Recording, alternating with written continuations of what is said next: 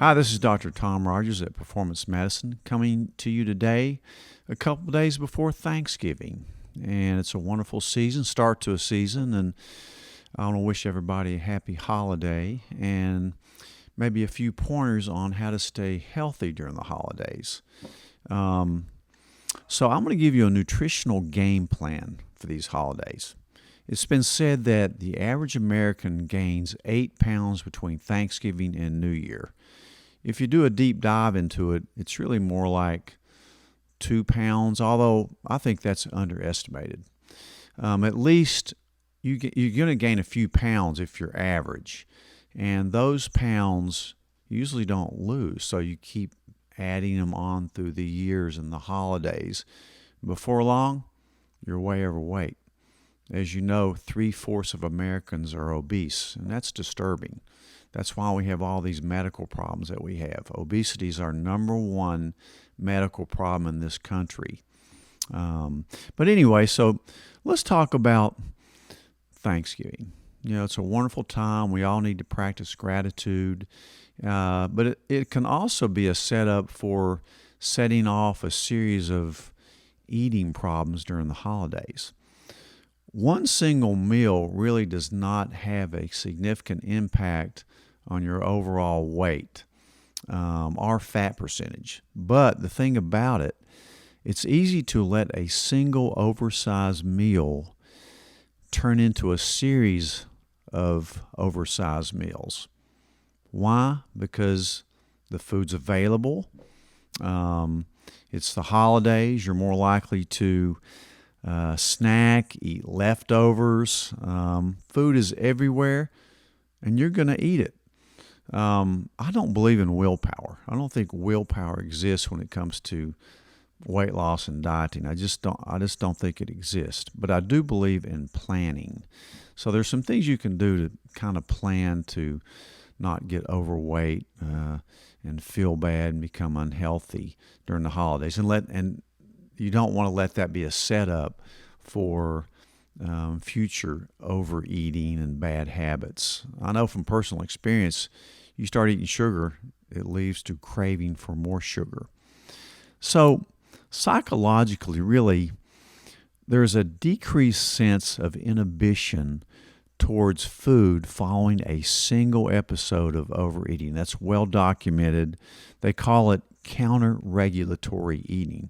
And the thing about it, it's most prevalent among the strict dieters. Those are the ones that really suffer the most because they feel like restriction is pointless. So, and there may be a trigger food for some people like cookies or something, or ice cream, or alcohol.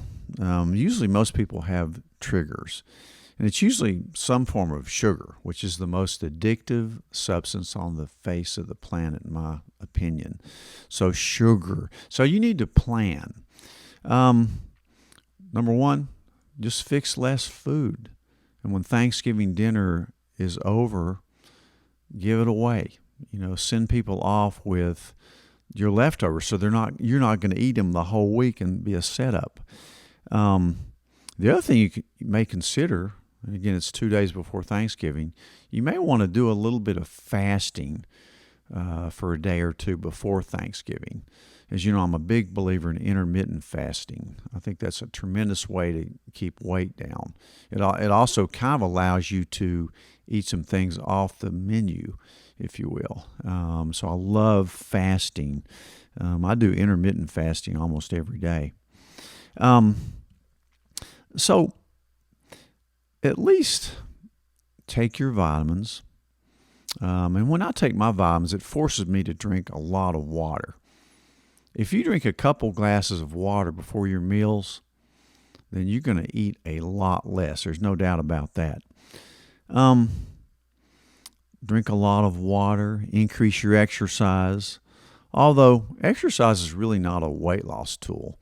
It's great for your health, but you're generally not going to lose a lot of weight just by exercising. But maybe get in a few series of HIIT training, high intensity interval training. You don't have to train for that long to get the benefits of exercise, which really doesn't include too much weight loss, unfortunately. Example, you eat a good piece of pie that's 500 calories. You do, a fast walk or jog for 30 minutes. That's about 180 calories. So it's impossible to make up for exercise bad eating habits for sure. So other things you can do, sleep more, enjoy your conversations and getting together with friends and relatives. Just don't eat while you're talking to them. And never snack while you're watching TV. That's just a bad habit. Use allulose instead of cooking with sugar. As you know, you can go back to my podcast on allulose. I think it's the best sugar substitute out there. It won't raise your blood sugars. And you can even cook with it. It's granular. It tastes like sugar. You have to use a little bit more of it than the sugar, but it looks like sugar, tastes like sugar, and won't raise your blood sugar. So I like that a lot better. I like honey too. When I did my own experiment with my Freestyle Libre continuous blood sugar monitor, honey did not raise my sugars. Limit your alcohol. Alcohol is a toxin anyway, so you really want to limit it. And listen to your gut. If you overeat, your gut's going to be upset. So make sure you're taking your pre and probiotics, especially take your Digest Shield. The best thing I've seen for your gut health in my career is Digest Shield. And I'd say pick one out of the 4 type foods that you should limit yourself to. In other words, when considering a meal, the big 4 I say is bread, booze, dinner carbs like rice or potatoes, or dessert. So pick one of them instead of eating all of them, and you'll be okay. And if you're tempted by something like an array of desserts, just take one bite of it or so. You don't have to eat a whole piece of pie or a whole cookie. Just take 1 or 2 bites and then stop.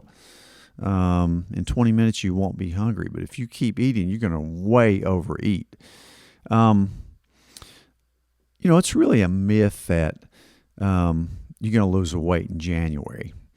So, start planning now for it. People that think, I'll join a gym and I'll lose weight in January, they're always disappointed because that just never happens. There's a lot of myths about losing weight and about being overweight in general. There's so many factors. It's so complex. It's a metabolic disease, really, and you can certainly let it get out of control. Some of it's psychological, no doubt about it. That's why I have Dr. Robin Branca be part of our staff. She is great on the psychology of eating and weight loss. Of course, the things I always tell people is to eat less carbs, more good fats and moderate protein, and practice intermittent fasting. And if you think you have a problem, you probably do have a problem. So come in and let us help you. A good place to start your Cleveland Heart Panel, which tells me a lot about your metabolism, your hormones, etc. So that's a great way to start. But just don't let this holiday season get you out, of your routine, because like I say, even your Thanksgiving meal can be a trigger to set off some bad eating habits for the next month or so. And it's very hard to make up for it in January. You just can't do it. But anyway, let us help you if you get into a problem. I hope this does help you as you go into the holidays. I hope you have a wonderful and blessed holiday season, and hopefully we're looking towards a better year the next year with all the stuff that's been going on for the past couple of years. I hope we're headed towards a little healthier times. But I hope you enjoyed this. Come and see us at Performance Medicine. We have all our holiday things up, and we're certainly going to run all our Black Friday specials on this whole week. So call and let us talk to you. Thanks. This is Dr. Tom Rogers.